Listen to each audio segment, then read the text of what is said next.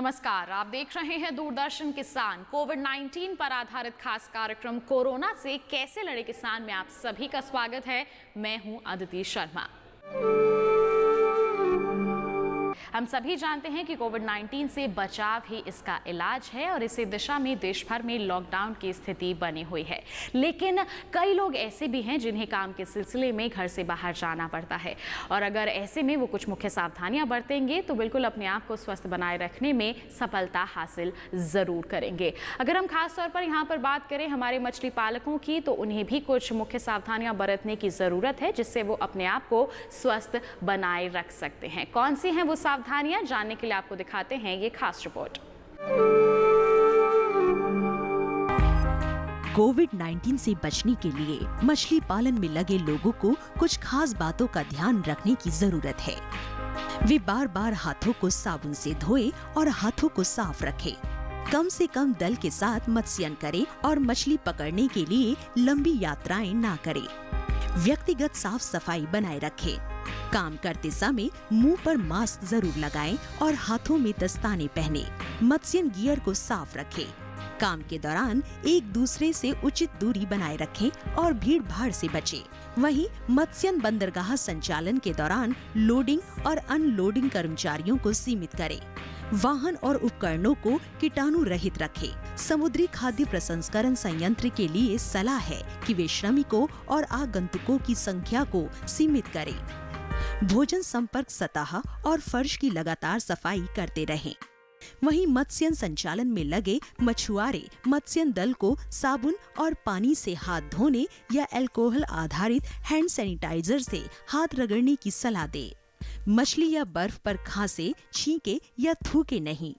इसके अलावा deck, मत्स्यन gear और उपकरण को डिटर्जेंट या कीटाणु शोधक के साथ धोए। गेट पर तापमान आकलन सुविधा उपलब्ध कराएं और ये सुनिश्चित करें कि सभी चालक दल स्वस्थ हों और किसी में भी फ्लू वाले लक्षण नहीं हो।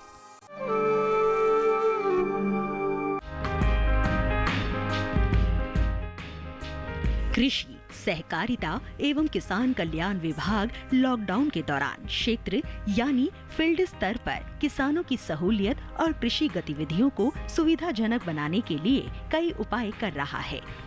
केंद्र कृषि और किसान कल्याण मंत्री श्री नरेंद्र सिंह तोमर नियमित रूप से स्थिति की निगरानी कर रहे हैं।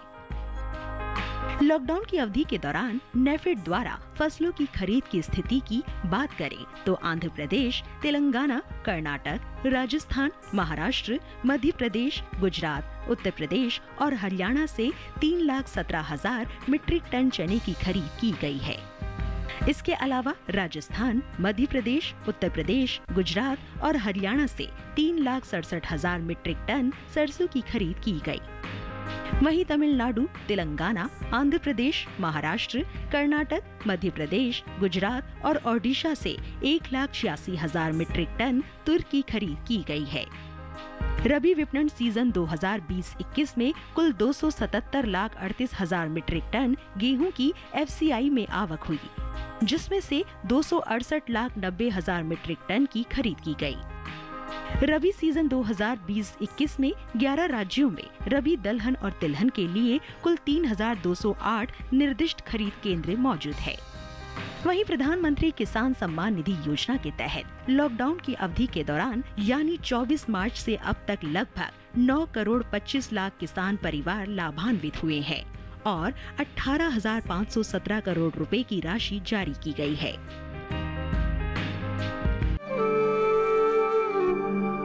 तो जाना आपने उन सावधानियों के बारे में जो हमारे मछली पालकों को बरतने की बेहद जरूरत है। इसी के साथ वक्त तो चला है एक और छोटे से ब्रेक का। आप कहीं मत जाइए, बने रहिए दूरदर्शन किसान पर और देखते रहिए कार्यक्रम कोरोना से कैसे लड़े किसान। जानकारी जो किसानों के लिए हो लाभकारी, समस्याओं पर पड़ेगा समाधान भारी,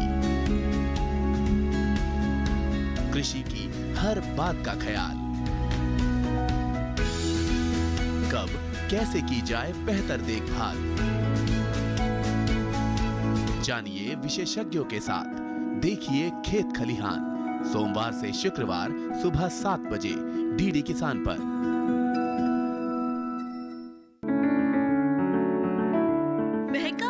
घर आंगन, हरियाली से खिलेगा तन मन। छत पर छोटी सी बगिया, जरूरत भी पूरी, शौक भी पूरा। देखिए छत पर बागवानी, शनिवार सुबह 9 बजे।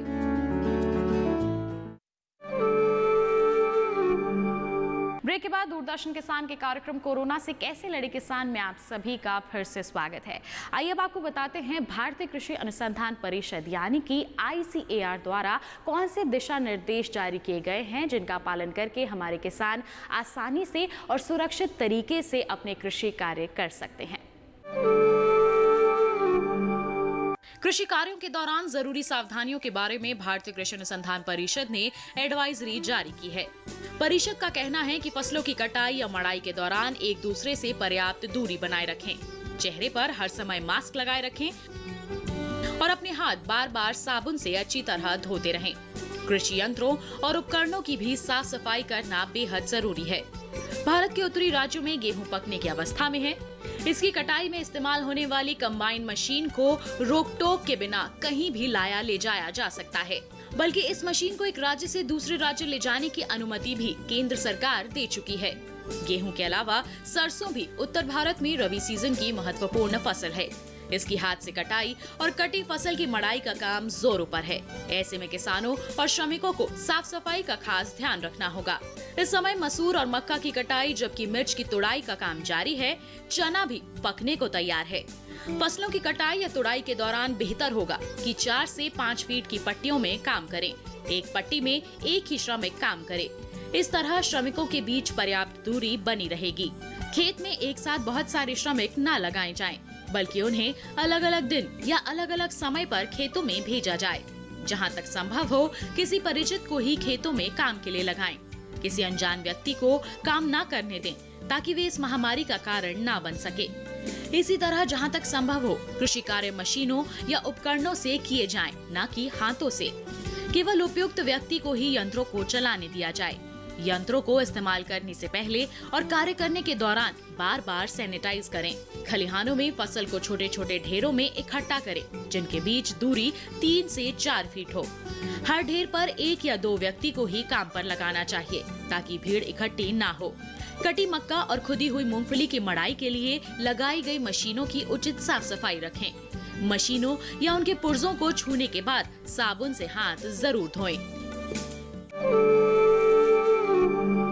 तो किसान भाइयों बहनों, आपको इन सभी दिशा निर्देशों का पालन करना बेहद जरूरी है, तभी अपने आप को आप सुरक्षित और स्वस्थ बनाए रख सकते हैं। आइए अब एक नजर कोविड-19 पर। कोविड-19 संक्रमण दिशा निर्देश। किसानों को कोरोना बीमारी के फैलाव को रोकने के लिए कृषि कार्यों के दौरान सावधानियां और सुरक्षा उपाय। हाथों को साबुन से एक नियमित अंतराल पर धोते रहें। एक दूसरे से 3 से 4 मीटर दूरी बनाए रखें। चेहरे पर मास्क अवश्य पहनना चाहिए। हाथों को चेहरे पर ना लगाएं। कृषि कार्यों के दौरान प्रत्येक कदम पर सामाजिक दूरी और सुरक्षा उपायों को अपनाना चाहिए। कृषि कार्य समय अंतराल पर करें। एक ही दिन में बहुत लोगों को काम पर ना लगाएं। परिचित व्यक्तियों को ही कार्य में लगाएं ताकि कृषि कार्यों के दौरान विषाणु वाहक के प्रवेश से बचा जा सके। कटाई तथा अन्य कृषि कार्यों में लगे व्यक्तियों को मास्क का उपयोग करना चाहिए। समुचित अंतराल पर साबुन से हाथ धोना चाहिए। फसलों की कटाई तथा भंडारण करते समय जूते, दस्ताने व मास्क का उपयोग करें। फसल कटाई में पहले दिन पहने कपड़ों को अच्छी तरह धोकर तथा सुखाकर ही पुनः उपयोग में लें।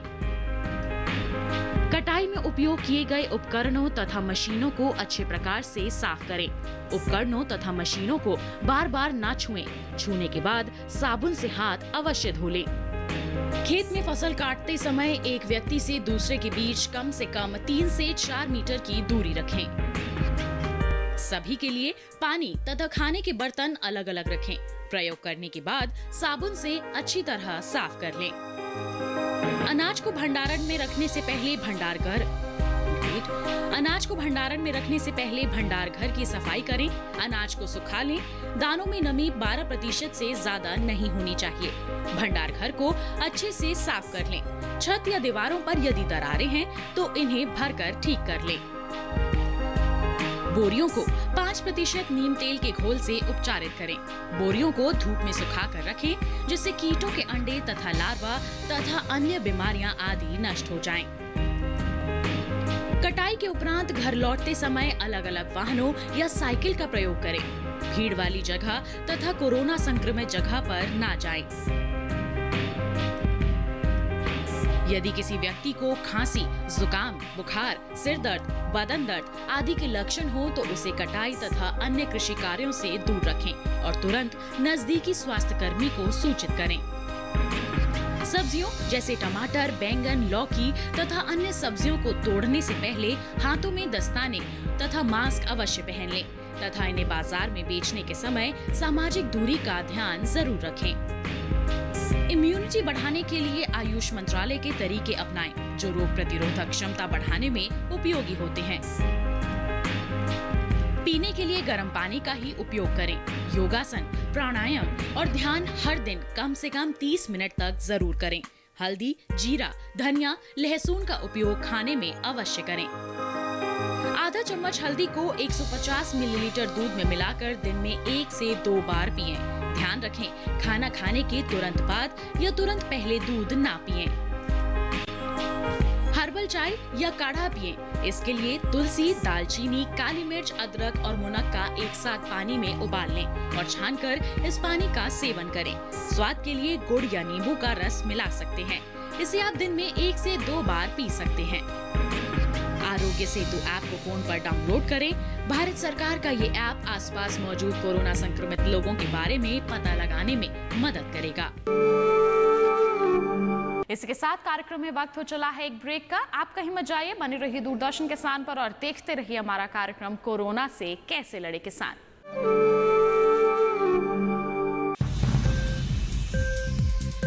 उपज के भाव ताव, आवक का हाल चाल, आयात निर्यात पर पैनी नजर, जानकारों की सटीक सलाह, सिर्फ मंडी खबर में सोमवार से शनिवार सुबह 8:05 पर।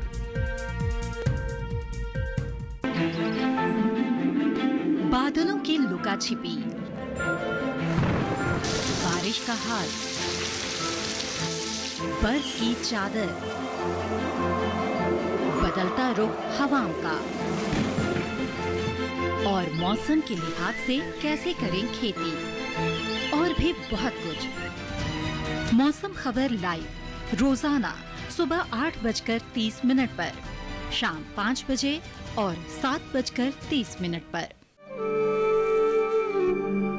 ब्रेक के बाद दूरदर्शन किसान के खास कार्यक्रम कोरोना से कैसे लड़े किसान में आप सभी का फिर से स्वागत है। आइए हम आपको दिखाते हैं हमारे डॉक्टर्स की क्या है सलाह इस संक्रमण से बचाव के लिए। नमस्कार, मैं doctor Anup Kumar, professor and head of the department urology and renal transplant Safdarjung hospital बोल रहा हूं। मैं आज अपने किसान भाइयों को कोरोना वायरस के बारे में कुछ इम्पोर्टेंट जानकारी देने वाला हूं। जैसा कि आप जानते हैं, कोरोना वायरस नाम की महामारी से पूरा विश्व और भारत जूझ रहा है। कोरोना वायरस एक इंसान से दूसरे इंसान तक पहुंचने के 2 तरीके होते हैं। पहला, जब कोई व्यक्ति छींकता है और खांसता है तो उसके थ्रू जो ड्रॉपलेट्स निकलते हैं उसके थ्रू वायरस एक इंसान से दूसरे वायरस में जा सकता है। और दूसरा रास्ता है कि जब हम किसी बेजान चीज़ों को छूते हैं, जैसे कि डोर का हैंडल है, नॉब है, कोई भी ऐसी चीज़ों को हम छूते हैं जिसमें पहले से ही कोरोना वायरस जो है वहाँ पर बैठा हुआ है, उसको हम फिर छू के अपने इस एरिया को छू लें, यानी कि आँखों को, नाक को और मुंह को छू लें तो वायरस हमारे अंदर जा सकता है। तो आपको कुछ बातों का बहुत ज़रूरी ध्यान रखना है। सबसे पहले आपको सोशल डिस्टेंसिंग का पालन करना है। सोशल डिस्टेंसिंग का मतलब है कि एक इंसान से दूसरे इंसान के बीच में कम से कम 1 मीटर का फासला होना चाहिए, क्योंकि ऐसा करने से अगर कोई आदमी छींकता खांसता भी है तो भी जो वायरस है वो इतने डिस्टेंस तक ट्रैवल नहीं कर सकता है। नंबर 2, आपको जब भी छींके खांसें तो हमेशा एक रुमाल, एक टिश्यू पेपर या जो आपकी कोहनी का पीछे का भाग है उसको यूज कर सकते हैं। मेरा नाम गोविंद माखरिया है और मैं एम्स न्यू दिल्ली में गैस्ट्रोएंटरोलॉजी डिपार्टमेंट में प्रोफेसर हूँ। आज दूरदर्शन के किसान चैनल के माध्यम से मैं आपसे कुछ बात करना चाहता हूँ। जैसे कि आप सभी जानते हैं कि इस वक्त पूरे विश्व में और हमारे देश में भी एक बीमारी जो कि एक वायरस से होती है, कोरोना वायरस, वो पूरी विश्व में फैल रही है और हमारी कंट्री में भी ये बीमारी अब फैलने लगी है। ये बीमारी होती कैसे है और इससे कैसे बचे, इस पे मैं कुछ बात करना चाहता हूँ आपसे। पहले जो बीमारी कैसे होती है ये समझे हम। ये बीमारी अगर किसी व्यक्ति को जो विदेश में है और वहाँ इन्फेक्शन उसको लग गया और वो अपने देश में आता है, तो एक पहला एंट्री होती है उस इन्फेक्शन की किसी नए देश में। अब ये इन्फेक्शन एक आदमी से दूसरे आदमी को फैल सकता है। 2 तरीके फैलने की। पहला तरीका ये है कि अगर किसी व्यक्ति को इन्फेक्शन है और उसको खांसी आए, तो खांसी आने से जो हवा बाहर निकलती है उसमें बहुत से वायरस भी निकलते हैं खांसी में, और वो पूरे वातावरण में फैलते हैं। और ये वायरस जब तक रहते हैं, करीब करीब थोड़ी देर रहते हैं इसमें, हवा में रहते हैं और फिर नीचे सतह पे बैठ जाते हैं। तो किसान भाइयों बहनों, आप सभी से गुजारिश है कि ICAR द्वारा और मंत्रालय द्वारा जो भी दिशा निर्देश जारी किए जा रहे हैं उनका आप जरूर पालन करें। इससे न केवल आप अपने आप को स्वस्थ बनाए रख सकेंगे बल्कि सुरक्षित भी बनाए रख सकेंगे। इसी के साथ आप सभी से अनुरोध है कि आप आरोग्य सेतु ऐप को भी अपने फोन में जरूर डाउनलोड कर लें। इससे न केवल आप सुरक्षित रहेंगे बल्कि आप अपने आसपास के लोगों को सुरक्षित बनाए रखने में भी अहम योगदान दे पाएंगे।